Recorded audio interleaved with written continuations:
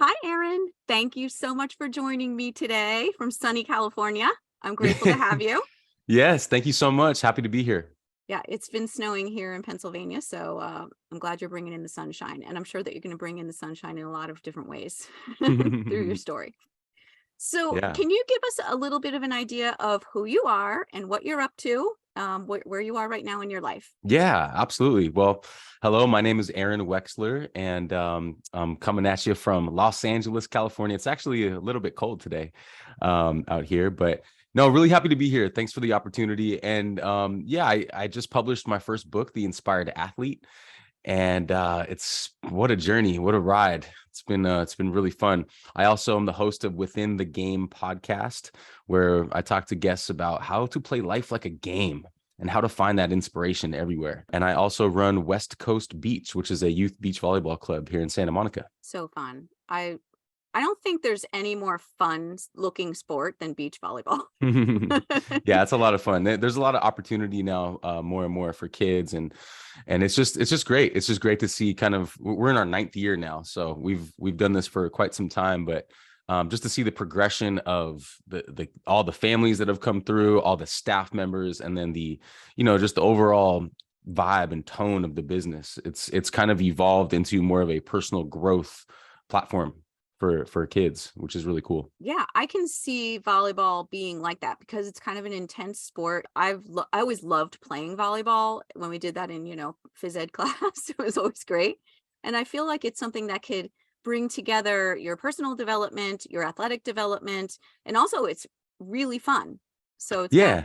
a lot going for it. And working with young people and watching them, I feel like that is something I've always loved as a teacher myself, is watching them progress. Yeah, you work with kids too. I mean, going back to the theme, right? Blessings. I love that. I love that idea, right? Lessons and blessings together.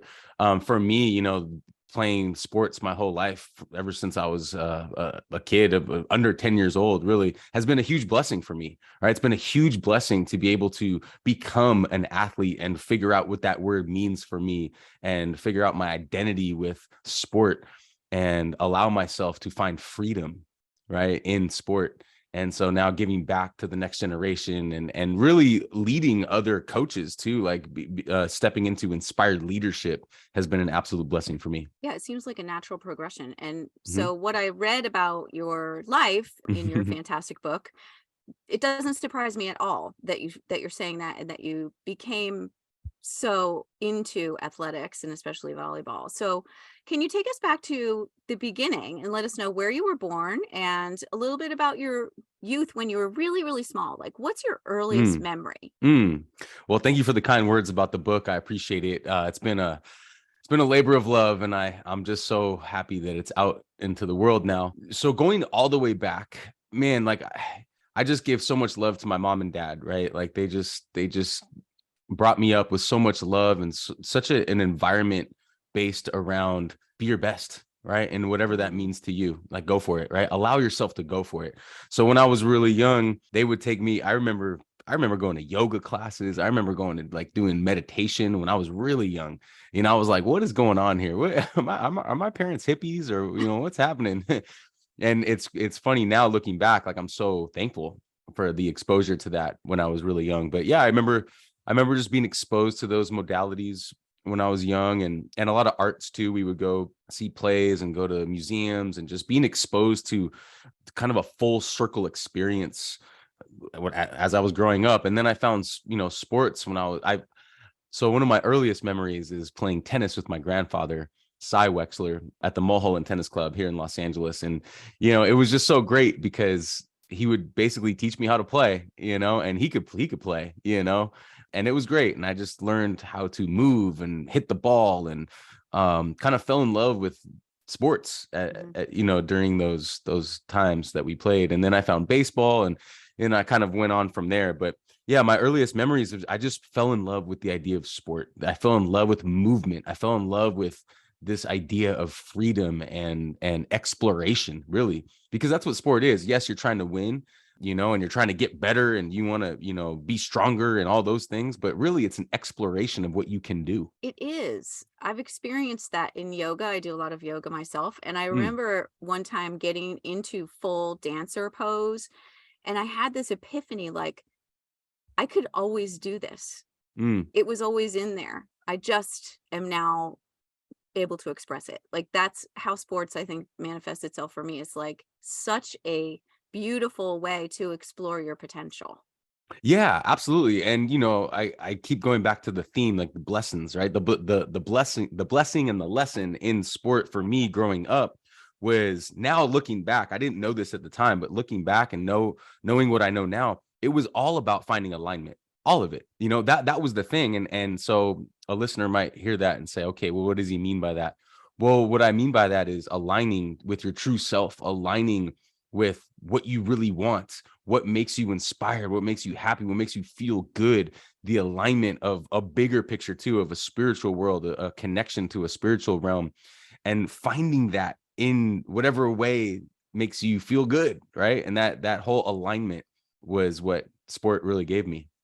I wonder if, because your parents had that sort of spiritual connection with the meditation and the yoga, and at the same time exposed you to sports, that's like a combo that most people don't get. And Mm. maybe that was something magical. Yeah, no, I think so. I think so. And I think the thing about my parents, that if any parents are listening, what my parents did really, really well, and I give them so much love and credit for this now because I work with parents now, they just allowed me to go for it. They didn't really push me that hard. They always supported me, but whatever my experience was, they just said, cool, great, this is your journey. And it's such a simple thing, but there's so much empowerment in that. And so, yeah, I encourage parents, because there's a lot of parents that get so into their kids' journey, right? And they want this and you should do that and you should do this. And there's a fine line there, right? Because yes, parents want to support and maybe offer some like assistance, like do this, push, go that way. I'm gonna push you here. Those are good things, but there's a fine line of like, hey, you do you. This is your thing. Definitely. I totally agree with you on the parenting thing. I always felt that way with my kids, that I'm really just here to facilitate their growth, and it's my job to get them strong enough so that they can survive on their own and flourish.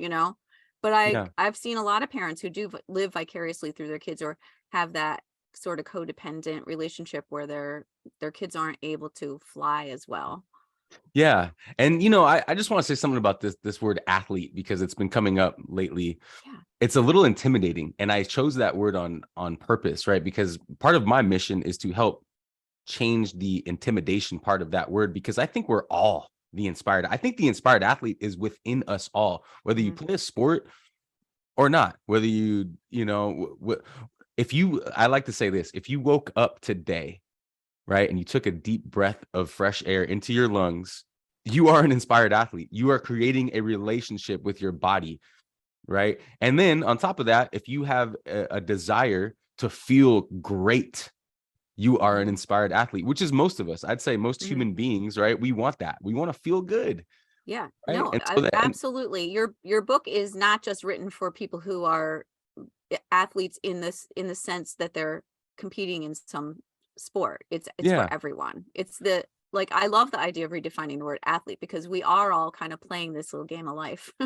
yeah. And even like just walking down the street, or like Mhm. just being aware of your movements throughout the day, Mhm. whether they're yogic or athletic, whatever they are, you want to be an inspired athlete. That's the Yeah. message, right? You want to find alignment. You want to feel good. I kind of like to say, like, be a hovercraft, right? You want to float. You want to like feel this lightness, right? And a lot of that is emotional intelligence too. It's not just a physical connection. It's about being aligned with your emotional, spiritual, and physical bodies all together. Mhm. Do you think as a child you were allowed to express emotions freely? Yeah, for me, yes and no, right? So yes, to a certain extent, because of the support that my family offered. Like I think my family was different from a lot of other families in that regard. No, because I talk about this in the book. I had FOPO. I think a lot of us had FOPO, Yeah. fear of other people's opinions, right? And especially being a male, right? I was kind of taught to suppress a lot of emotions and just grind it out and, and go for it and get, be that macho man kind of athlete and kind of person, even, especially playing football. I played 1 year of football in high school, and yeah, there's a lot of that there. But I think moving forward, looking back on all that, and now moving forward, there is an opportunity now to really create emotional intelligence and to talk about these things in an open forum, just like we're doing now, and having more conversations about this mental health aspect to this whole picture of inspired athletes. Definitely. Do you think that kind of suppression of emotions pressure came from school? Because it seems like at home you had a different vibe. Yeah. At home, I did have a different vibe. I think maybe at school, yeah, for sure. I mean, look, when you're growing up, let me think back to a second. Okay, so when I'm a kid, right? I'm trying to figure myself out. Yeah. Right. I'm trying to figure out what I'm all about. I'm trying to figure out my identity. I'm trying to figure out how do I relate to other kids. I'm trying to figure everything out. Right. Were you aware of that as a child? No, I don't think so. Okay. I think, having that kind of awareness, again, I talk about meta awareness in the book, which is like extra awareness. That kind of awareness it's kind of difficult when you're growing up, right? Yeah. You got bright eyes. You're just taking in information. You're trying to figure stuff out.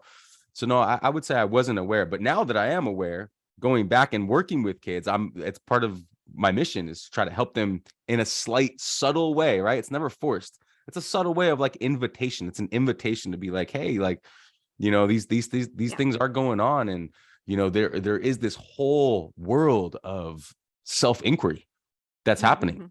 The invitation is there. But I think going back to kids, when I was a kid, and especially now in the Instagram generation, there's so much looking around, right? There's so much looking at what other people are doing. That's dangerous a little bit, because that can really take away from your own inspiration and own alignment with who you really are as a spiritual being, right? I think that, and that's me. I do believe that we're spiritual beings having a human experience. But when you look around too much, it can kind of cloud your clarity about who you really are and what you're really about. Yeah, because that's what childhood does. You're allowed the freedom to just be an energetic being, and you don't worry about any of that. But now kids are getting exposed younger and younger to peer pressure or the FOPO. Well, the cool thing though is that meditation, I feel like, is making its way into the mainstream a little bit more now. The idea of meditation, the idea of mental health, the idea of emotional intelligence, these kind of keywords are starting to get into some of the mainstream. I wouldn't say all yet, but it's starting to happen, which is a really cool thing to see. And I would encourage parents and teachers and coaches and anyone listening to this who might have direct access to youth to start exploring the idea of visualization. I like visualization because meditation is a little tricky. It's actually hard to do, even for me still. I've been practicing for a long time, but it's challenging to just sit and be quiet and to observe your thoughts, right? But to visualize actually gives you something to do, right? So you can still do the practice of closing your eyes, but now you have a direct outcome, a desired outcome that you're trying to achieve, which I think is actually good. It's good to practice that. And it actually encourages this idea of imagination. Yeah. Imagination is part of the idea of the inspired athlete. Imagination is part of the idea of really stepping into our true alignment of who we really are and where we really want to go. Imagination is really cool if you think about it, because now you're talking about dreams. And I think we should all spend more time there a little bit. And kids do tend to naturally do that. And it's funny you say that, because I have your book open, and the quote that I have underlined is, conscious visualization is a huge part of being successful. Let's go. Let's go. Yes, it is. Right, it really is, right? Yeah. And so when you were in school, like in those years, you seem to, like, all the things that you remember seem to be related to sports and your interconnectedness. But what about academics? Yeah. How were you as an academic? I was curious. I like to call myself a curious manifester. I have that in my Instagram bio. I was curious about all kinds of stuff. I was like, Wow, what there's so much cool stuff going on, right? Hmm. Except math. Math was the one Oh, me too. You and me that both, one man. the one subject that I remember here's a story. I remember walking out of a test. I was looking at my test. It was a tough, I think it was 10th grade. I think it was some sort of algebra. It was hard. I remember walking out, kicked the locker. I was like, I don't know this stuff. I ended up retaking the test and doing okay. But going back to your question, yeah, no, I think what happens in academics is that you get exposed to so many cool different ways of looking at the world, right? And then you start to create your own perspectives, and it's just it's a really cool time to be exposed to new thinkings and new thought patterns and new ideas, but really perspectives, right? And just to follow up on that, teachers, right? You guys help shape the next generation. I consider myself a teacher too, just not in the classroom, Yeah. but as influencers, because that's kind of what we are too. We can help influence through different disciplines, right? And that's what's really cool. Like even on the volleyball court, I'll ask kids what this means or what that means. I like to introduce big SAT words, I call them, right? And let kids start to think about what that word means.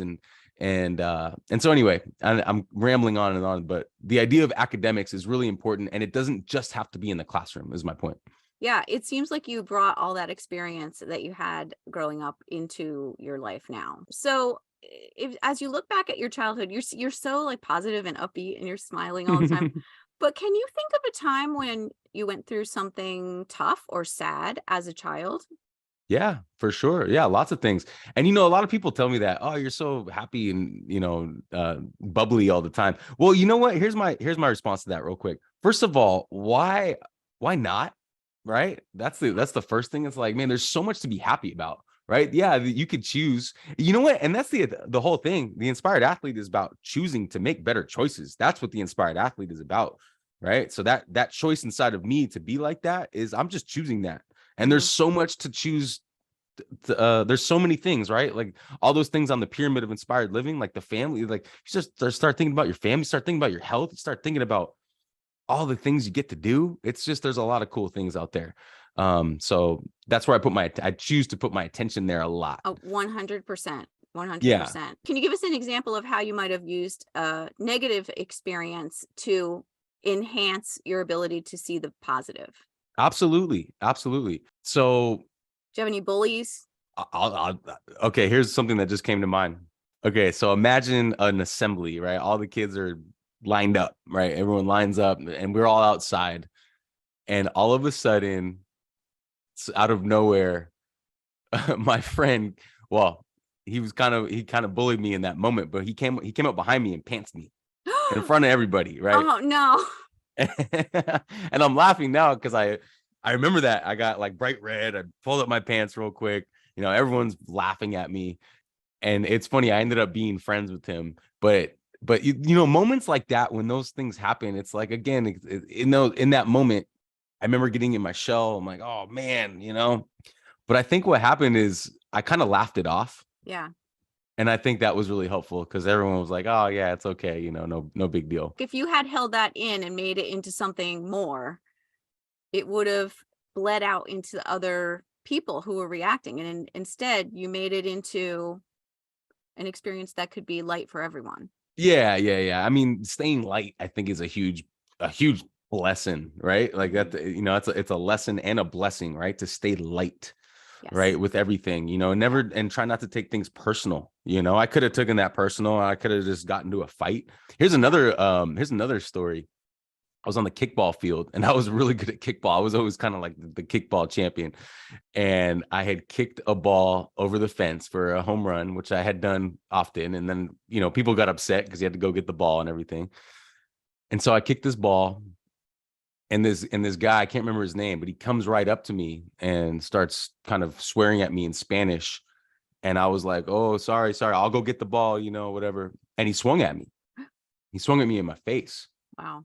In that moment, I had really good reflexes. So I just went like that. And I put my hand up, and his fist ricocheted off my hand and gave himself a black eye.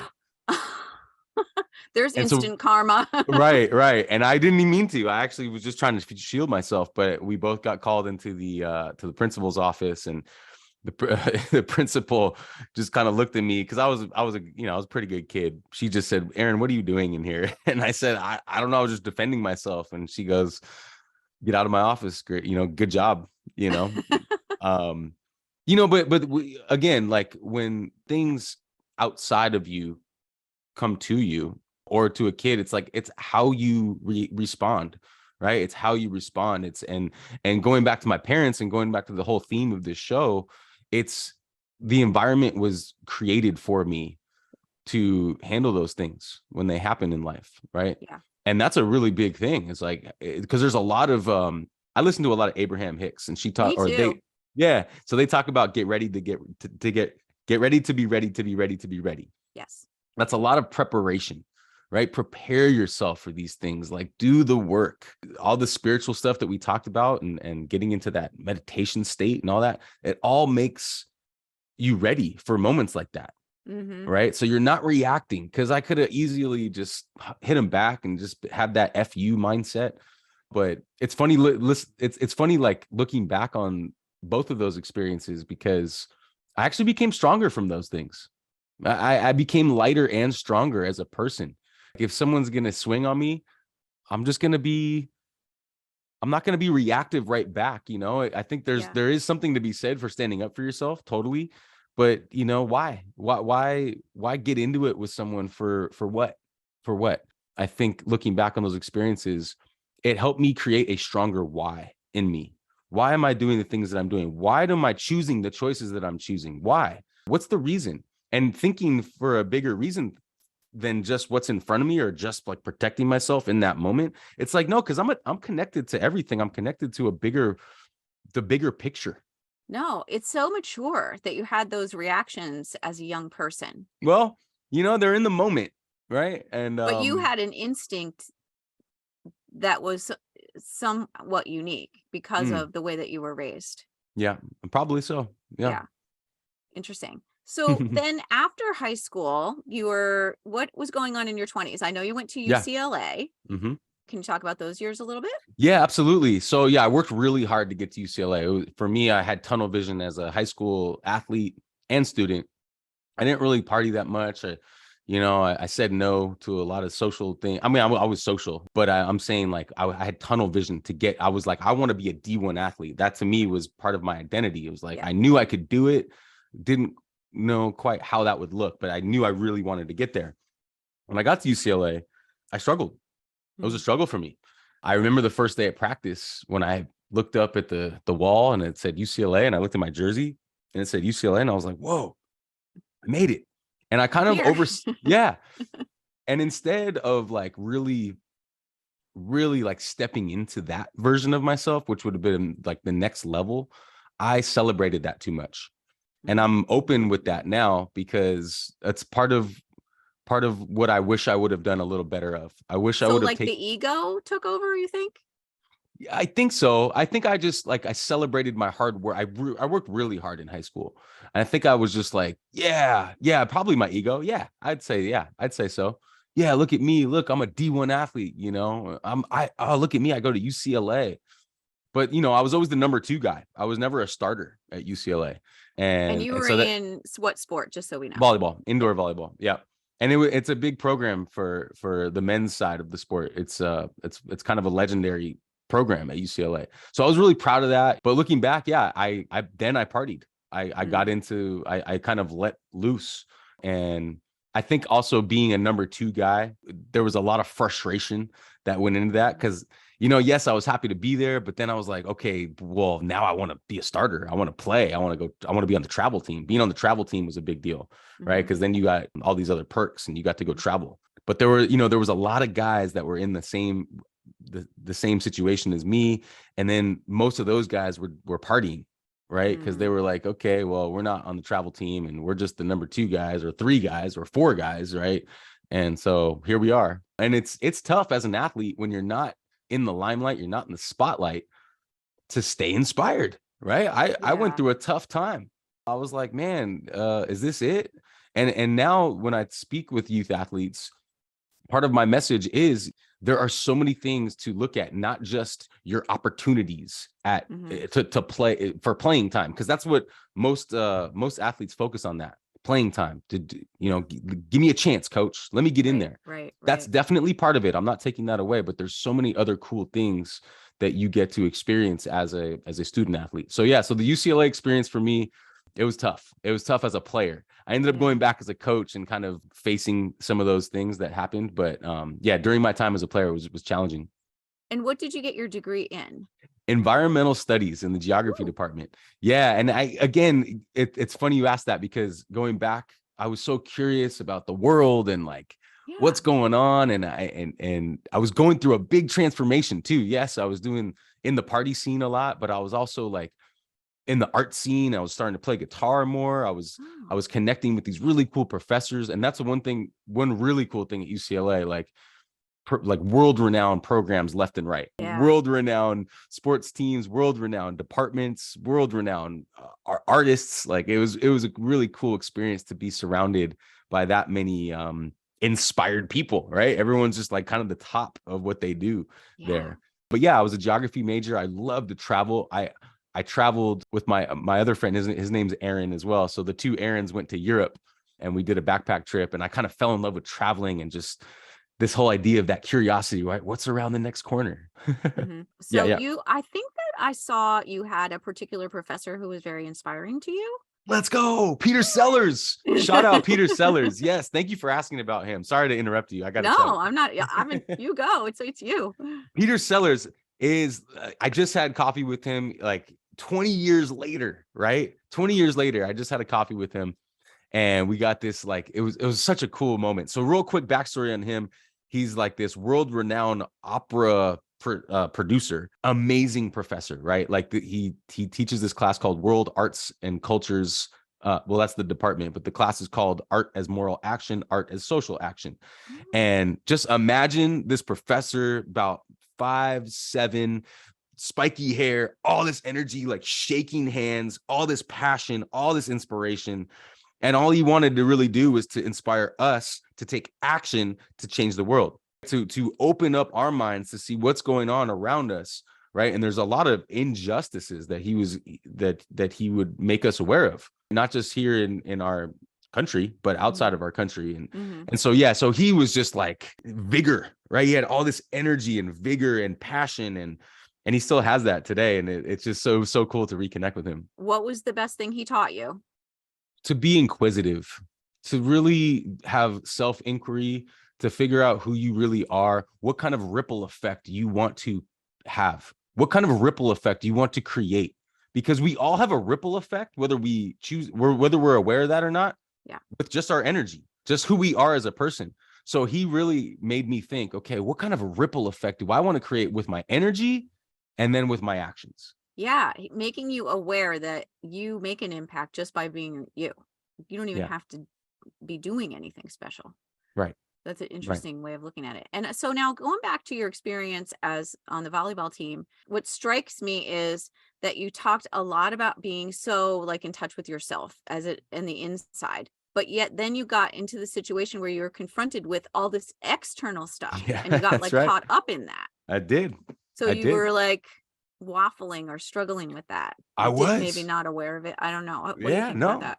Again, it took me a long time to talk about this because I actually went through a lot of shame about that, right? Because I had this moment of like, yeah, come on, man, I am the inspired athlete. I have all this, knowledge base of meditation and being spiritual and all this stuff. And then I get here and I'm like partying left and right and known as the party guy. And I was mad at myself. I got in trouble with the law. I went through a big moment after college of shame. I actually went back home. I moved home and I was very uninspired. I was extremely uninspired. I was like it was a big low point in my life. And like now looking back on that, I'm so willing to talk about that because I think that's very relatable. I think a lot of people go through that where we're like, man, I'm stuck. I don't know what I'm doing. I'm burnt out. I don't have any passion. Going back to what I said before, yeah, there's a lot to like look at and be inspired about. But like when you're in that moment, you don't want to hear that.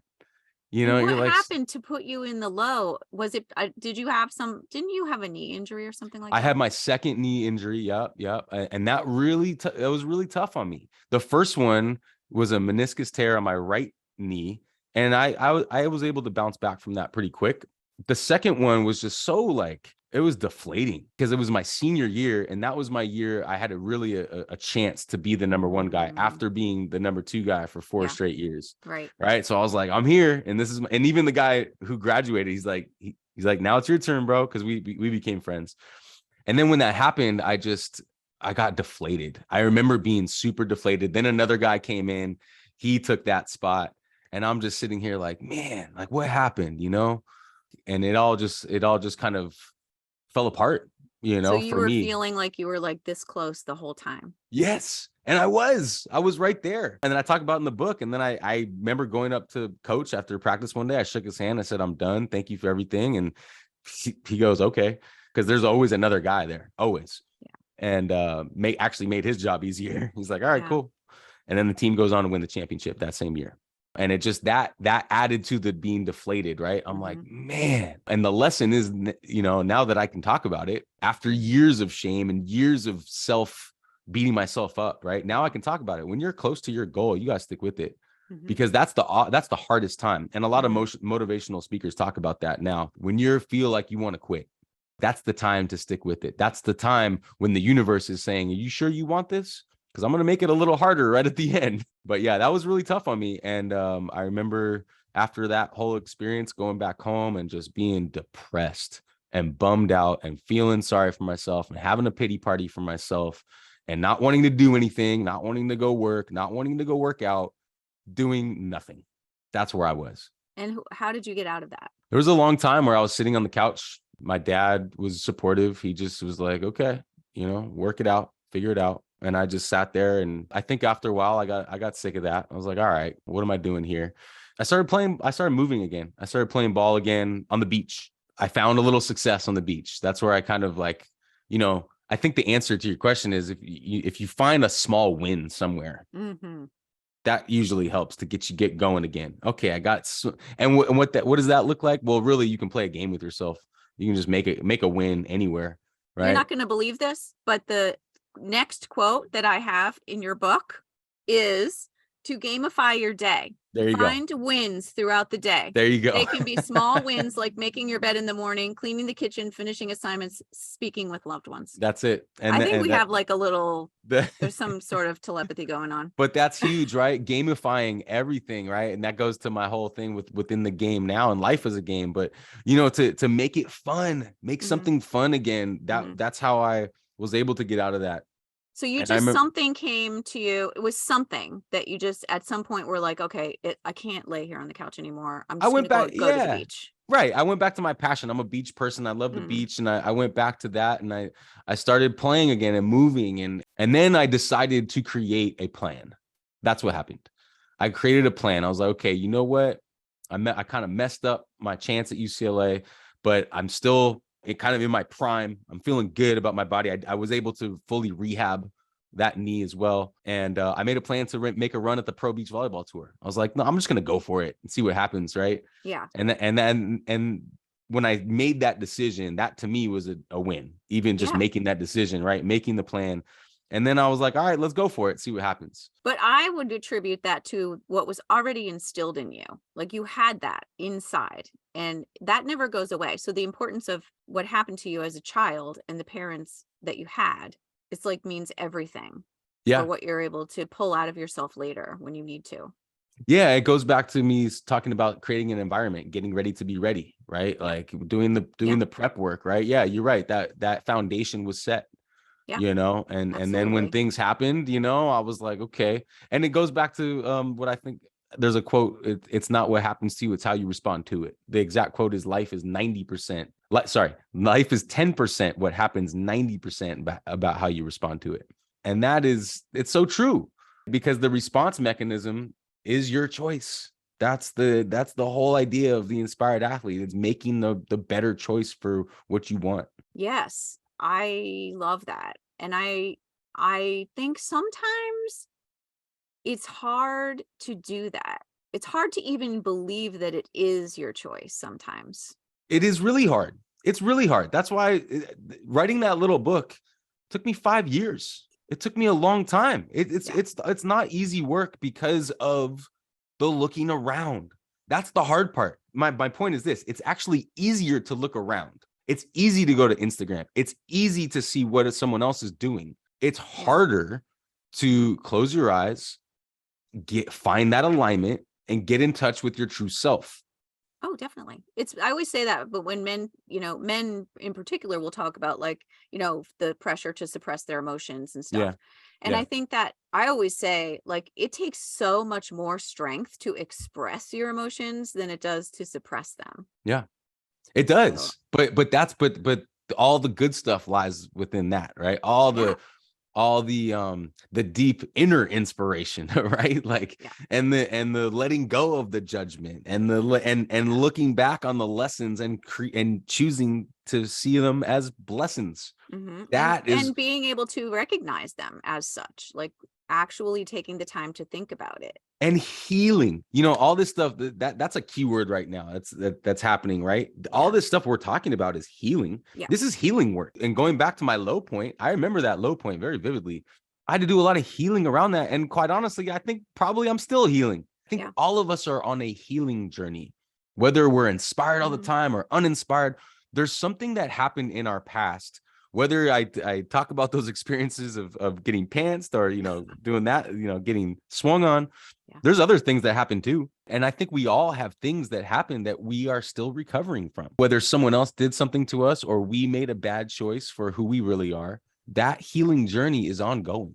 It is ongoing, and having a healthy awareness of it and being intentional in the healing process is really key. Yeah, and one more thing, because I'm a little fired up. Sorry. No, go. I love it. We're coming into Christmas in the next couple of weeks, and I just went to a really cool service at the Self-Realization Fellowship, and they were talking about Christmas as such an outward thing. We're always looking out, and really, it's actually should be going within. In my opinion, my opinion is that it's a time of I'm not a religious person, but the whole idea of Christ energy is within us all. My belief. It's the I am. Yeah, it's the I am. Yeah, exactly. And it's I think it's within us all. So, that healing journey, it's a really crucial time of the year where we are allowing all of ourselves. It's kind of the time of the calendar to say, you know what? Let me go within more. Let me take a break from looking out so much. Let me go within so that I can really start next year with like a boom. Absolutely. Yeah. So you then were doing the beach volleyball. Did you go into the professional circuit? Yeah. So, well, the way it works is that you qualify, right? Okay. So if you qualify, you have to play these qualifier tournaments. And if you win, you can qualify for the main draw. And that's what happened. And I was playing this qualifier circuit with my friend Travis at the time, who's now my business partner. And so we were making this run, right? We made this run. We made the decision where, because it's 2-on-2, right? So you have to find a partner, and then you have to like click and create chemistry, and then play and see if you can make it sustainable. So we did that, and we were a very good team. And then we were like, all right, let's make a run at this. Let's go for it. So we got a coach, we got a trainer, we set up training times, and it's all very tricky because you have to do it on your own. There's really no infrastructure. And back then the infrastructure was there is more now, but back then it was like tricky. You had to figure it out kind of for yourself, find the tournament dates, setting a budget. That was hard too. Right. Like I remember going broke. But if you win, do you get money? Do you get paid? Yeah, it's just very small. It's just very, very small. So it's kind of just you get back what you put in, maybe. Yeah, and really what it is you get points. So the more points you get, the higher seed you get for the next one, and then you have a better chance of qualifying. So it's like a ladder. But yeah, that's what happened. We the first time we qualified was a big deal, right? Because it's hard to qualify. Like you can't lose. You have to win that match, then the next one, then the next one. It's usually 3 matches to qualify. Yeah. And then the next day, you have to go home after you have to celebrate quickly, be like, yes, you have to go home and recover. And then you come back the next day and you play in the main draw. And usually it's a lot of energetic bursts like that. Yes. That sport.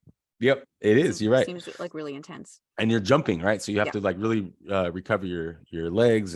But anyway, yeah. So we qualified for Hermosa, And that was a big tournament, Hermosa Beach. Cool. And the next day we played Phil Dahlhauser, Todd Rogers, who ended up that year, that was 2008. They ended up going to the Olympics and winning the gold medal. So they were kind of at their peak. And here we are. I'm coming out of this whole like low point in my life. I'm like excited again. I'm having fun, and I get to play the best in the world. And that was like a high point, right? You know, we didn't win that particular match, but we actually put up a good little fight and made a little name for ourselves, you know? So that is so cool. So yeah, I'm just going to parlay that into a question I have sure. about from the book. You Yeah. said in the book that you were writing it to your younger self. What did you mean by that? Yeah. Oh, thank you for asking that. Yes, because that's all this stuff that I've learned, right? Like all this stuff I went through. I didn't say this before, but I went back to meditation. I went back to yoga. I did some traveling. After all that stuff happened, I did some traveling. So now I have this like knowledge base. I've talked to many people. I've had a podcast, you know, I've done more self-inquiry. So all this stuff, I have like this knowledge base, and I would like to share that with the younger version of myself, so that as I go through the UCLA experience and I go through, you know, what's in front of me, I could have a knowledge base. The idea of staying inspired, like I didn't know what that meant. I kind of had a feel for it. But yeah, so I'm writing all this stuff to my younger version of myself. Also, not just to give my younger version of myself this wisdom and knowledge base, but also to share with someone else. And I'm not telling anyone else how to live their life. I'm not telling anyone else how you should stay inspired. That's not the point. The point is, this is how I would tell myself. You know, and so I'm sharing that. If you get a piece of that, that's great. So that was the reason I put that in there. I love that. Yeah, there's a lot of things I wish I could go back and tell my younger self. I have to think about what they are specifically, but I know there are a lot of them. So to actually consciously think about that as an exercise seems like a really good thing to do. Yeah. And something I didn't put it in the book, I don't think, but now knowing what I know, and the whole idea of the artwork, right, with the white light right here, is to be heart-based, right? To be heart-based in all that you do, young Aaron. You know, yes, you say, you wrote, expressing our love for one another should not be weird. Right. Yeah, that whole idea of love, right? But this idea of heart-based now in all of my decisions and actions, like knowing that first, finding that alignment first, not with like, yes, we all have goals, but you mentioned ego before, right? I have ego goals. I want to make a lot of money. I want to do this. I want to, you know, followers and all that stuff and fame, and that's ego stuff. But to be heart-based is to get this message that we're talking about out now, right? Get this out, get this heart-based message. And then following the message is action, right? That whole idea of bold action, right? Like taking this action based on the feeling of heart-based connection. Yeah, I met somebody recently who they hug the opposite way that normal people hug. And she did, heart to heart. I'm like, I'm doing that from now on. My mom always does that. I'm going to do that. my mom, shout out my mom. She's going to watch this later. See? Yeah, she always does that. She always like corrects me. I go in for a hug. She's like, no, this way. Yes, I'm going to be very conscious of that. I love that. You actually, I heard you say, I don't remember, I think it was in one of your interviews I watched, you gave two metaphors that I took. One was that to be a lighthouse of love. So that's like the light and the love in the same thing. And I love that you have these visual metaphors that people can latch onto the visual. And then the other one was a fire hose of love. And I was like picturing the fire hose all day after I heard you say that. Let's go. Let's go. That makes me excited that you brought that up. Yeah. Because yes, first of all, it goes back to visualizing, right? Our brains work really well. Well, my brain works really well with pictures. Yes. I really like pictures, words too, but pictures I can see, I can sense, right? And so this idea of lighthouse, right? If you imagine a lighthouse and it just rotates this light, if we could be that person and rotate this light and love, and it's just no matter where we go into a grocery store, I'm a lighthouse. I walk into my apartment, I'm a lighthouse. I go to my business, I'm a lighthouse. To me, it's fun. It first of all goes back to gamifying, right? I'm making a little game out of my energy. I got something fun to like look forward to every time I go out and drive a car. You cut me off, I'm still a I'm a lighthouse. lighthouse.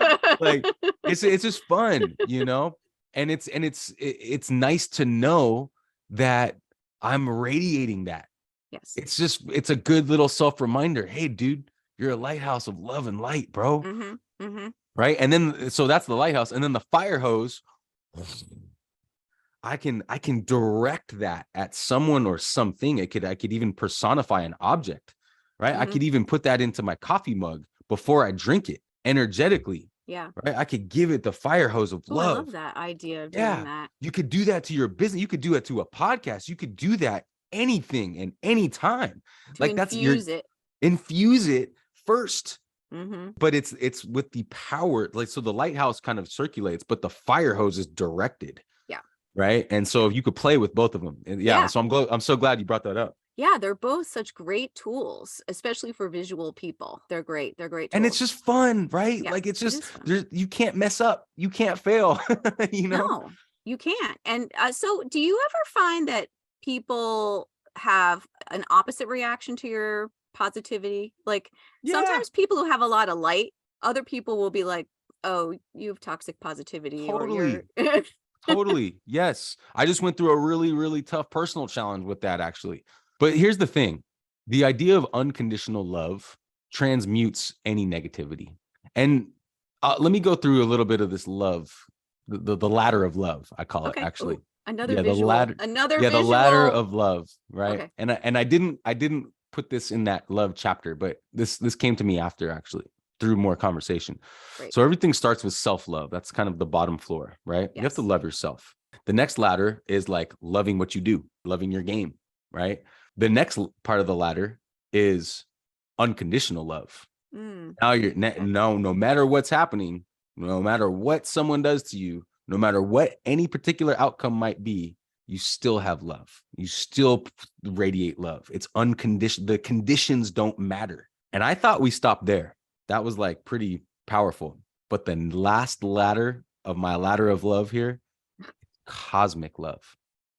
A cosmic love is like radiating love, unconditional love out through the cosmos, past our planet, past us as individuals, going through the cosmos. That to me is like the goal. I also believe we're energetic beings just in these shells, walking around. So really, we are already that cosmic love. Being conscious of that is our true nature. So most of us, but we all forget that, including me. That's why all these things are helping us to remember, right? Yeah. But I agree with you. I think we are that. But yeah, we get caught up in our little world here. We get caught up in our ego. We get caught up in our projects. We get caught up on what other people think of us. We get caught up. And you have to keep going back. And that was one of my questions I had. I was going to say, when did you learn self-love? I think you kind of already answered it, but it feels like that was instilled in you as a child, and that it was something you were able to keep coming back to. But that was the second part of my question is, do you think it's something a person can lose? And how do you keep nurturing it? Wow. That's a big question. The idea of self-love, it can come from a deep place inside you. The true essence of who you really are. It's like your soul remembering itself. And so how do we get to that place? Well, that takes a lot of quieting down the ego. And it's not ignoring the ego, but it goes back to the awareness of being aware. Okay, I have ego and I have my true self, because a lot of us aren't even aware of that. But if it starts with that awareness, and then it's not ignoring the ego, actually, it's actually saying, hey, ego, I hear you. I got you. Thank you for helping me doing what we do, right? But I don't need you right now. I need you to quiet down. I need to get back to who I really am and remember who I really am and why I'm really here. I think that's a really, really good starting point for a practice of self-love. And how did I get there? Well, yeah, it goes back to creating this foundation. We talked about that growing up. But then the intention. I have an intention that is where I'd like to do my work from. I'd like to write from that place. I'd like to operate my business from that place. I'd like to go play my sport from that place. I'd like to have other human interaction from that place. That's my intention. So having the awareness of the ego and the soul, the true who we really are, and then having an intention that's where we'd like to create from, and then the sustaining part. How do we sustain that? The sustaining part to me is these practices. One of the practices I'll share with you right now is, other than the Lighthouse of Love and the fire hose, is mirror work, right? Doing mirror work is really intense, but that's something we can all do. We all actually do that already when we wake up and go use the restroom, but we kind of just do it briefly. But if we can do it intentionally and just say, okay, for the next, I would suggest starting with 10 seconds, but if you could get up to a minute, it's very powerful. It's very, very powerful, because now you're looking at yourself, and you what happens to me, because I do this as a practice, you go through a lot of judgment. Okay, that doesn't look good. Okay, oh my God, I got a sunspot right there. I got a little thinning of the hair. It's a good thing you don't have jowls, because that's what I see when I'm like, but the a lot first of thing I us, go like, in the mirror, I'm like, oh no. all of us, right? All of us. And it's not even, it's our bodies, right? Yes. But the practice is to get to a place of, man, I love you. Yes. I love you. Thank you. That's the practice of this self-love. And if you can just say that, it's kind of like the idea of smiling. It's like, if they say, if you're smiling, you cannot be sad if you actually are smiling physically. So doing that in the mirror and saying that over and over to yourself, that you love yourself just as you are. And it feels good. It goes back to the whole emotional intelligence, right? It feels so good once you get past that judgment, because you have to get past it first. Otherwise it feels uncomfortable. Like, I'm not going to lie. It feels uncomfortable. When I first started mirror work, it's like, ooh, I'm going to do something else. This is weird. But now that I'm doing it more, and I'm talking about healing more, and I'm having these beautiful conversations like this more, it feels good. And going back to Abraham Hicks, our emotions are our guidance system. Yeah. It makes us superhuman. It makes us powerful when we really treat our emotions like this guidance system. And then it feels good to feel good. And we want more of that. Everybody wants to feel good. It's the Buddhists say everyone just wants to be happy and free. That's right. It's so true. Yeah, I actually met Abraham Hicks, and I went to one of her events, and it was really funny. She was using the bathroom and I'm walking along, and she comes out, and we ran into each other. It was one of those moments I was like, zing. I felt like it was an electric shock. And she goes, hi. And I said, hi. Esther and Jerry Hicks. That was it. It was so funny. That's my Esther Hicks story. It was if anyone listening to this doesn't know about Abraham, go just Google Esther and Jerry Hicks, or Abraham Hicks, and that's who we're talking about. And really, Abraham is the collective consciousness, right? And it's kind of this strange at first when we don't really have to go there right now, but I just wanted to mention, this idea of channeling. And that's what Esther is able to do. She's able to channel this spirit, this entity that they call Abraham, but it's a we, it's a collective. It's a collection. Yeah, it's really cool. Yeah, no. And you just have to, I always tell the people the same thing. You just have to be able to buy into that going in, that this is a person who is channeling this energy. Yeah. But it's so inspirational. I mean, really, millions of people love. Yeah, I was able to see them twice. I'll just share a quick little thing on the second time I saw Abraham, which is the idea of calibration, right? And that goes back to the inspired athlete. And that goes back to this whole idea of blessings, which is calibrate to what it is that you want first. For a champion, calibrate to the champion mindset and the energy of winning first. For the business person, calibrate to the energy of success and financial freedom first. To the inspired teacher, calibrate to the teacher that wants to be a beacon of light and love and positivity and inspiration and motivation for your student. Calibrate. And that's the work. And so what does calibrate mean? That means get into that feeling first. Really like embody it, so that you can own it, and you can create identity around that feeling. Yeah, it's more than just visualizing yourself there. It's actually putting yourself in those shoes through the feeling. So now, after the beach volleyball, then you began this business with your partner, and now that is what you are still doing. Yeah, WestCoast BEACH. Yeah, we're in our 9th year. We do year-round beach volleyball training for youth athletes. And so what do you love most about working with young people? Just these light bulb moments. These light bulb moments that they have, or, just helping them either guiding them through something on the court. I'm actually doing a lot more off the court stuff now, and just guiding them through their lives, right? Like just being a beacon of inspiration for them in a world after post-pandemic that got really strange for Ugh, the youth athlete, and just for the youth, the person coming up in this world right now. It's a very, very weird landscape if you look around too much, right? And so part of my job is to let them realize that, hey, don't look around that much. You can look around a little bit, yeah, for inspiration, absolutely, yeah, and get motivated by certain external forces, but don't look at the news too much. yeah. And don't allow yourself to be negatively influenced by people who are choosing not the best version of themselves, because there's plenty of those people out there right now. Mm-hmm. So my favorite part is this ability, number one, to create positive influence on the next generation, and Mm-hmm. also number two, staying accountable for me. I get to Mm-hmm. go.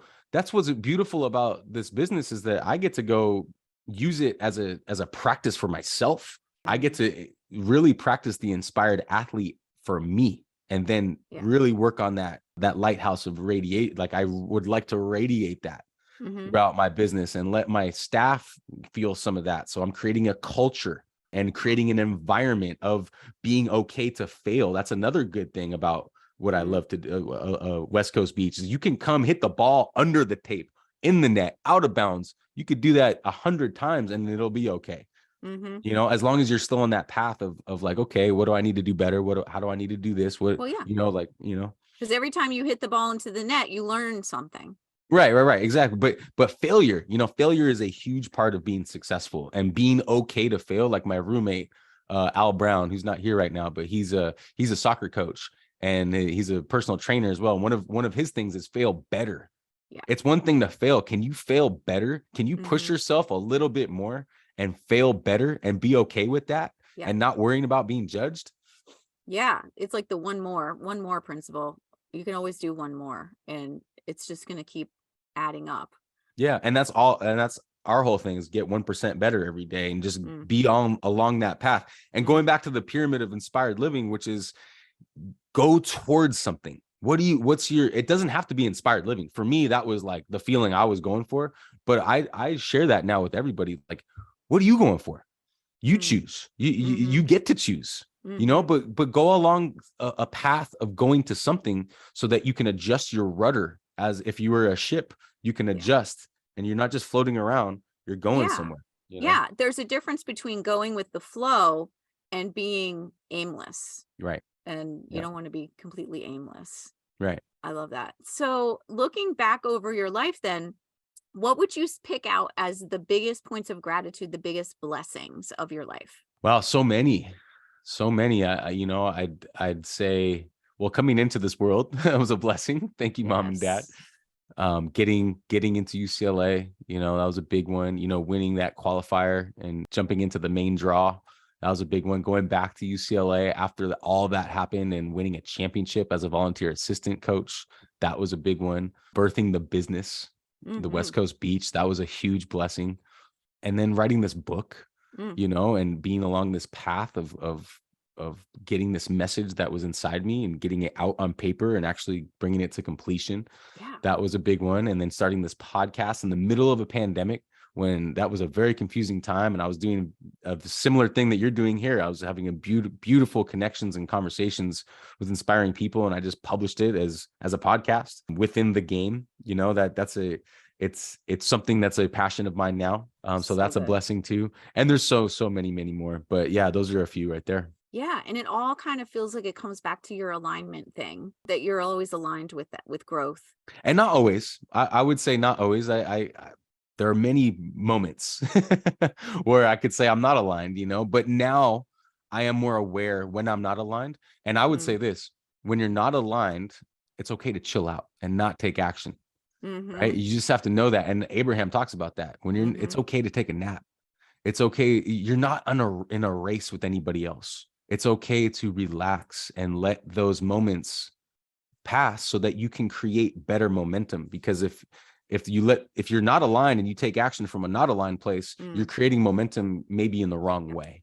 So Yes. I'd say now, when I'm not aligned, I'm able to take a step back better, You because I'm know it. like, You're recognizing. yeah, right. I'm more aware. Yeah. Yeah, because you're very in tune with Hmm. yourself. That's so important. And so, would you count that kind of as one of the overarching lessons, the ability to know yourself in that way? Absolutely. And what Absolutely. other lessons would you say are important from your life? Oh man, I mean, pretty much everything I put in that pyramid, right? I mean, like the whole idea of the ladder of love, being healthy, just creating that as like the pillar of everything else. Like the very first thing is health and wellness, and then being gratitude and understanding the idea of being appreciative, which I think is the next step of gratitude, and creating clarity, having more confidence, being creative, and then moving up to the next thing, which is creating mindfulness in everything that you do. And then really the kind of the heart of all this is taking this bold action. And for me, bold action is really where the magic starts to take place, because all that other stuff is foundational. But this bold action, right? Like bold action, doing stuff outside of your comfort zone, because you know that that's where you want to go. You know that the inspired feeling is in that bold action after you push through that fear. Because usually when you're taking bold action, you're doing something that's a little bit like fearful. Yeah. Even doing the podcast, right? Yeah. I remember doing that. I was like, wait, I got to put myself out there. I got to look into a camera. I got to like show up as the best version of myself. Yeah. That's bold action. Yes. Right. It is. So yeah, all that stuff to me would lead to this feeling, this energy of inspired living. And do you think that that's the most important thing in life? Well, the most important thing in life is to treat life like the most important thing,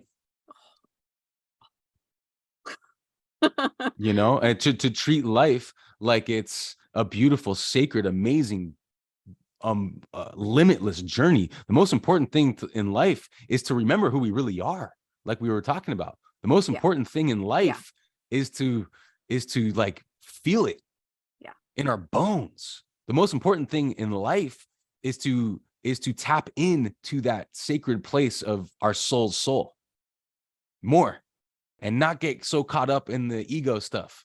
I was just having a conversation with a really good friend the other day about money. Where you're like, oh, let's make a lot of money so we can have a lot of freedom and go do a whole bunch of cool stuff. And that's not a bad thing. That's great. Yes. That's awesome. Because money is energy. That's all good. Yeah. But then we were like, okay, let's do the work. Let's do the calibration work. We got all the money. We got the millions. We're doing all those cool things. Now what? Yeah. Right. And it's like, when we're at that point, then what? Right. Then it's like, we got to remember who we really are. We're spiritual beings. We're soul brothers. We're on this amazing, beautiful experience. And actually, when we get past that, you can actually transcend money. You can actually go past it and be like, no, that's just kind of a lower level thing. We can go past that. Mm-hmm. But you got me going on the whole, what's the most important thing? The most important thing is to remember that we are part of something bigger. We are remembering that we are on a planet floating around a star in a solar system, one of millions. Yep. We are part of something beautiful and vast and expansive. And that is so cool to remember, because once we remember that, we can feel connected to it. And there's a whole dance of energy going on out there. And that's the most important thing. That is great. What a beautiful little, what does Abraham call those? Rampage. Yeah.